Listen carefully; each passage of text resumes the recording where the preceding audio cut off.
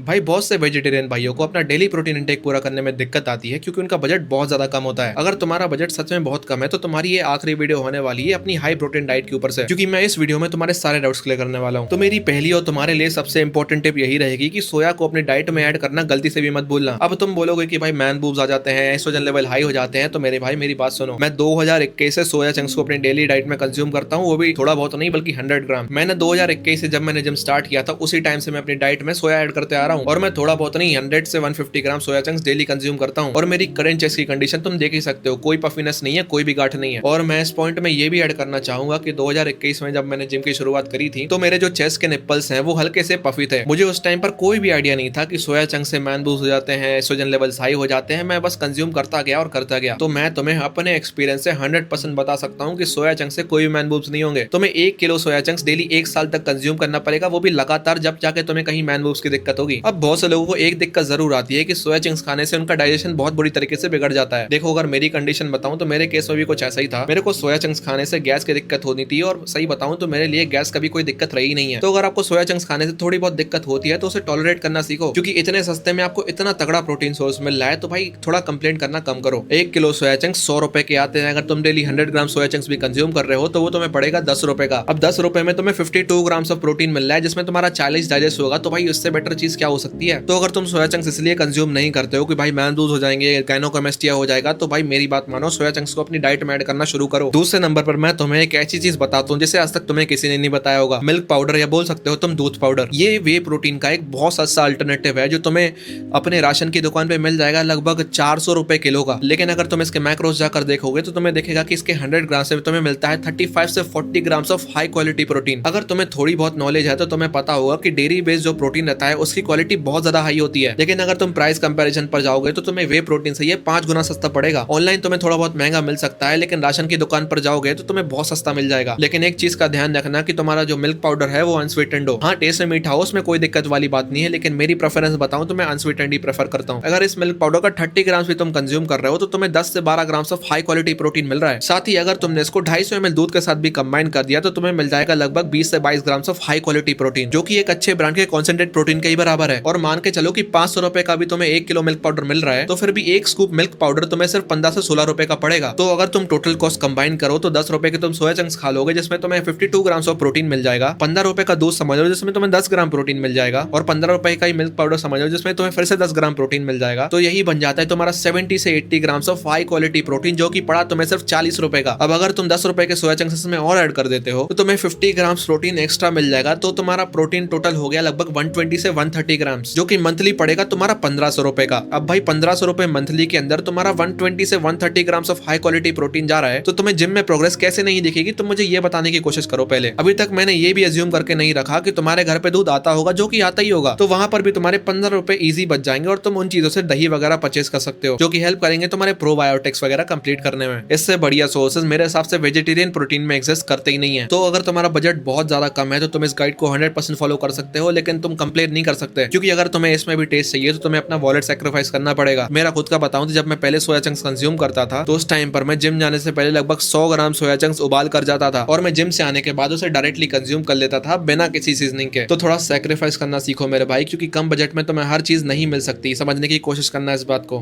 ख्याल रखो अपना।